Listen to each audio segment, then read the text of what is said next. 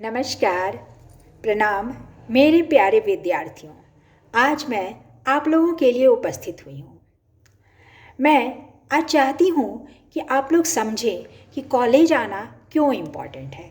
तो मैं आज आप लोगों को आमंत्रित करने आई हूँ कि आप लोग कॉलेज आएँ और आकर के क्लास करें। और मैं समझाने आई हूँ कि क्यों कॉलेज आना इम्पॉर्टेंट है। देखिए, आपको लगता है कि आप घर में भी रहकर पढ़ाई कर सकते हैं। चलो, कुछ हद तक तो ठीक है, लेकिन जो लाभ आपको कॉलेज आकर मिलेगा वो आप घर में रह कर के कभी भी उस तरह से लाभान्वित नहीं हो सकते। देखिए, पूजा तो हम घर में भी कर लेते हैं, लेकिन जब हम मंदिर जाते हैं तो कैसी एक भावनात्मक अनुभूति होती है, भावनात्मक संतोष मिलता है। उसी तरह से जब आप कॉलेज आएंगे तो आपको एक परिवेश मिलेगा, एक वातावरण मिलेगा, आपके मित्र मिलेंगे, साथ ही आपके गुरु मिलेंगे जो आपको शिक्षा देंगे। सुनना सबसे अच्छा माध्यम है ज्ञान को ग्रहण करने का। तो आप जितना सुनेंगे आपके मस्तिष्क में वो ज्ञान जाकर के बैठ जाता है। इसलिए आप कॉलेज आएँ और अपने गुरु का लेक्चर सुनें। हाँ, ये बात ज़रूर है कि कोई कोई गुरु जो होते हैं बहुत प्रभावशाली लेक्चर देते हैं, जिससे आप ज़्यादा प्रभावित होते हैं। कहीं थोड़ा कम प्रभावशाली लेक्चर हो सकता है, लेकिन ये यकीन मानिए कि जो भी है वो आपसे ज़्यादा ज्ञानी है, आपसे ज़्यादा विद्वता रखते हैं। तो निश्चित है कि आपको लाभ मिलना ही मिलना है। दूसरी लाभ ये है कि जब आप एग्ज़ाम देने जाते हैं और एग्जामिनेशन हॉल में बैठते हैं तो आपको ऐसा महसूस होगा कि आप जब क्वेश्चन आएगा एग्ज़ाम में तो आपको ऐसा लगेगा कि आपके गुरु बोल रहे हैं और आप कॉपी पर उसका आंसर लिख रहे हैं।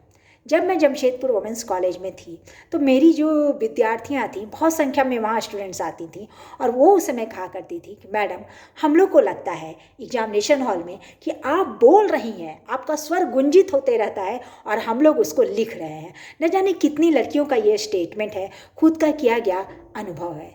तो निश्चित रूप से आप लोगों को भी लाभ मिलने वाला है। निश्चित रूप से आप लोग कॉलेज आएँ और अपना क्लास को करें।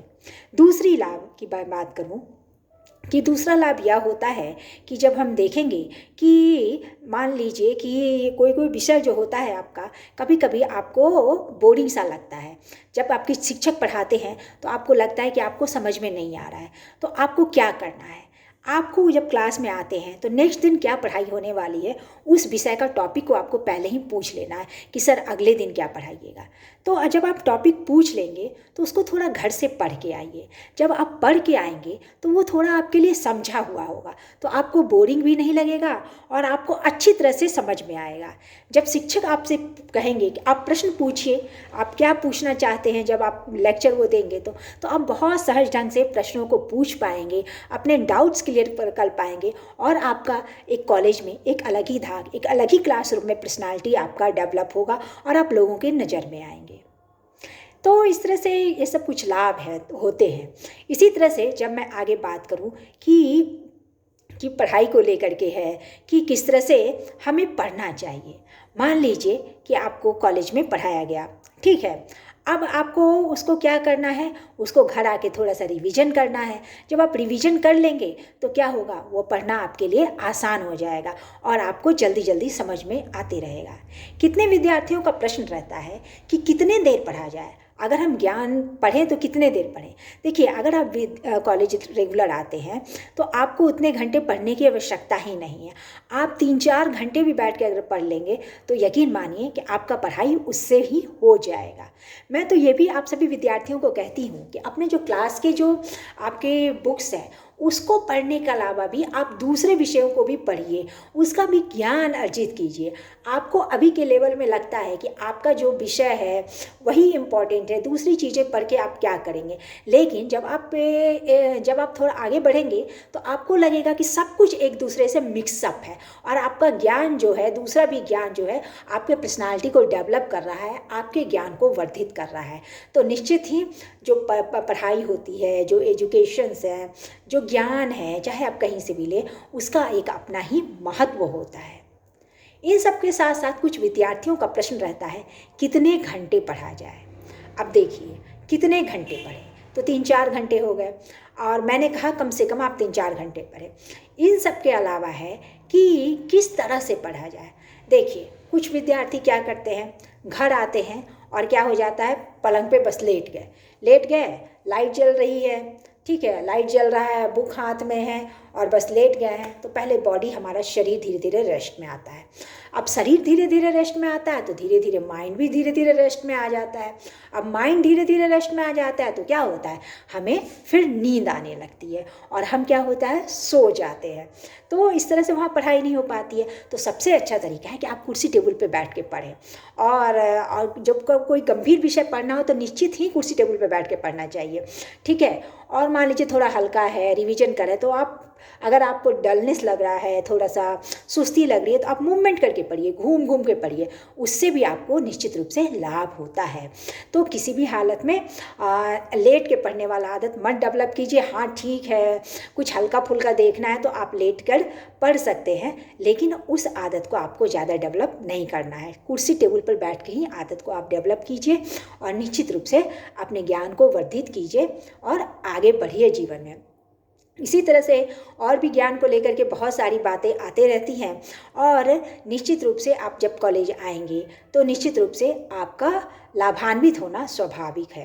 अब मैं कुछ कहना चाहती हूँ कि कॉलेज में बहुत सारे विद्यार्थी हैं, जैसे जिसका मिड सेम है का एग्ज़ाम अभी छूट गया है, नहीं देख पाए, मोबाइल नहीं था। जैसे आज मुझसे एक स्टूडेंट कह रहा था मोबाइल नहीं है उसके पास, तो वो नहीं देख पाया। फिर भी आपके पास अगर ऐसी कोई समस्या है तो आप हमसे मिलिए, हम लोग उसका रास्ता निकालेंगे और देखते हैं, होगा तो आपका एक एग्ज़ाम का छोटा सा कंडक्ट कर देते हैं क्लासरूम में बैठा करके। तो देखिए, वो तो मिड सेम है, हम अपने तरीके से, अगर किसी का छूट ही गया है तो हमारे विद्यार्थी हैं, बच्चे हमारे हैं, तो निश्चित रूप से उनकी खुशी में हमारी खुशी है। तो हम हर तरह से प्रयास करेंगे कि आपका मिड सेम का एग्ज़ाम अगर छूट गया है तो हम उसको लेकर के उसको पूरा कर सकें। तो वो एक अलग ही मुद्दा है। तो ये सब क्यों होता है, क्योंकि आप नहीं आते हैं कॉलेज, आपको नॉलेज नहीं हो पाता। माना कि मोबाइल नहीं है, हो सकता है कि आप बच्चे हैं, आपके पास मोबाइल ना हो, ये कोई बहुत बड़ी बात तो नहीं है। लेकिन कॉलेज आना, तो आप एडमिशन लिए हैं तो आप सप्ताह में 2 दिन भी है, कम से कम आएँ, 3 दिन भी आएँ। एकदम से बैठ जाने से तो काम नहीं चलेगा। तो आपका नहीं आना हमें बहुत दुख पहुंचाता है कि आप कॉलेज नहीं आते।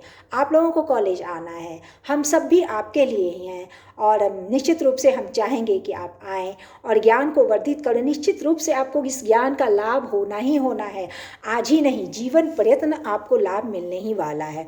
तो जब हम भी थे तो अपने, जब हमारी शिक्षिका पढ़ाती थी तो बड़ा ध्यान से सुनते थे और उनके ज्ञान से लाभान्वित होते थे। आज भी मैं उनकी बातों को याद करती हूँ और वो क्या पढ़ाती थी, किस तरह से पढ़ाती थी, वो सब बातें मुझे आज तक याद है। और उस समय भी हम लोग क्लासरूम में उनके पढ़ाई से, उनकी पर्सनालिटी से, उनके वेशभूषा से, हर तरह से जो भी है उनसे हम लाभान्वित होते थे और बहुत सारी बातें भी क्या करते थे, बहुत सारी चीज़ों की जानकारी लेते थे, पूछते थे। तो आज उनका पढ़ाया हुआ, उनका जो भी था, आज हम लोग उनसे, आज भी मैं उनसे मतलब प्रभावित होती हूँ और मैं चाहती हूँ कि आप लोग सब आए। हमारे यहाँ एक से एक टीचर्स हैं, सब आपके लिए हैं। तो निश्चित रूप से बनता है कि आपका कॉलेज आना, तो आप आएँ और निश्चित रूप से आपका अटेंडेंस भी मार्क्स में ऐड होता है, तो वो एक अलग ही लाभ पहुँचाता है। और एग्जामिनेशन में निश्चित रूप से आपकी तैयारी होगी, सिलेबस होगा, तो वो सब कंप्लीट तो आपका होना ही होना है और आपको जानकारी मिलेगी। अब देखिए, कभी कभी कोई बात होती है कि विद्यार्थी बोलते हैं कि नोट्स कैसे बनाएं, तो आप एक मेन बुक रखिए और कॉपी में उसको नोट कीजिए। और अगर आप दूसरी तीसरी बुक भी लेते हैं तो उसे मिला के नोट्स को आप बना लीजिए। ये आपके लिए लाभकारी है, इतना लाभकारी है कि आप कोई भी कॉम्पिटिटिव एग्जाम में भी जाए तो वो भी आपको लाभान्वित करेगा। तो मैं आपको बहुत सारी शुभकामनाएं देती हूँ आज के जीवन के लिए और आगे आने वाले भविष्य के लिए। और मैं बस यही उम्मीद से आप लोगों के लिए पास पहुँचने की कोशिश कर रही हूँ कि आप सब आएंगे और हमसे ज्ञान लेंगे और निश्चित रूप से आपको लाभान्वित होगा। आपका आना हमें भी अच्छा लगेगा। धन्यवाद, प्रणाम।